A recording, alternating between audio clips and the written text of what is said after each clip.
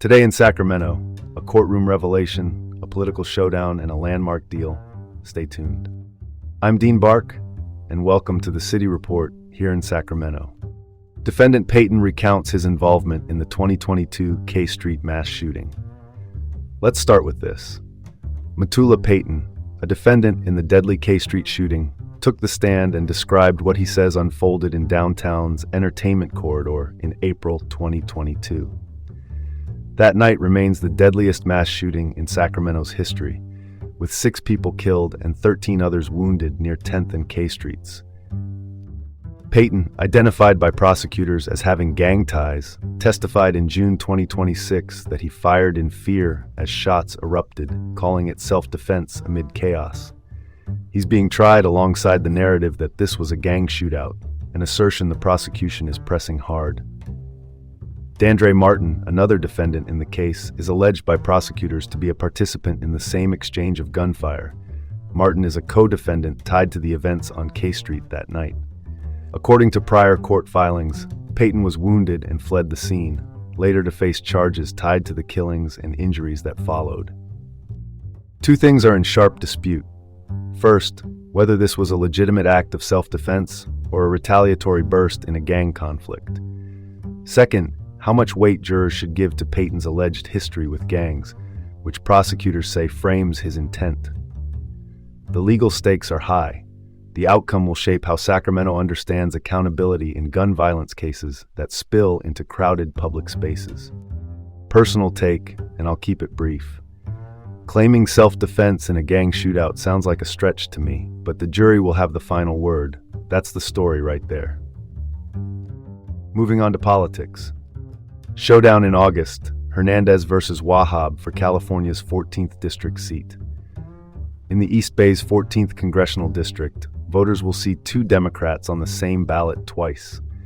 Melissa Hernandez, the former mayor of Dublin and a current Bay Area Rapid Transit Board director, advances to an August 2026 runoff to finish the term vacated by former U.S. Representative Eric Swalwell. Swalwell resigned in April after allegations of sexual misconduct. That's how this seat opened. Hernandez secured 16.8% of the vote, while the frontrunner is Aisha Wahab, a Democratic state senator representing Senate District 10, which spans parts of Alameda and Santa Clara counties. Wahab leads with 42.8%. The August contest decides who serves out the rest of Swalwell's term. Then, like a political déjà vu, Hernandez and Wahab will face off again in November for the full term beginning in January. For district voters, the choice is between 2 familiar local leaders with overlapping constituencies and similar party platforms, but different resumes and styles. City Hall and transit oversight on one side, state-level lawmaking on the other. Expect the conversation to center on housing, public safety, transit, and tech economy job growth. The winner will carry that agenda to Washington almost immediately after the runoff. It's fascinating to see Democrats battling it out so fiercely within their own party. Well, that's one way to look at it. Shifting gears to education and technology. California's Senate bill aims to keep AI tutors out of CSU classrooms. Senate Bill 928, authored by State Senator Sabrina Cervantes, would require that courses across the California State University system be taught by human faculty. CSU, by the way, is the nation's largest 4-year public university system with 22 campuses serving hundreds of thousands of students statewide. The bill is sponsored by the California Faculty Association, which represents CSU professors and lecturers. Their argument is straightforward. AI can assist, but it shouldn't replace the educator of record. This push comes after CSU entered a $17 million partnership in 2025 with OpenAI, the San Francisco-based artificial intelligence company, to pilot tools for tutoring, writing support, and administrative tasks. Also in the backdrop, a separate AI research initiative, the National Institute on Artificial Intelligence and Society, was shuttered in April 2025 due to budget constraints. SB 928 passed the state Senate and now awaits action in the Assembly. If enacted, it would delineate where AI can help, think drafting outlines or handling routine feedback, and where it cannot, namely replacing a person at the front of the classroom. Supporters see it as a guardrail, skeptics will ask whether it slows innovation. The practical effect for students in Sacramento and across the CSU footprint would be clear expectations. Human-led teaching with AI as a tool and not the teacher. I agree with the bill. There's simply no substitute for the human touch in education. Office hours with a robot just don't have the same charm. Now to a business and consumer story. Uber and consumer attorneys reach landmark deal to end ballot measure battle.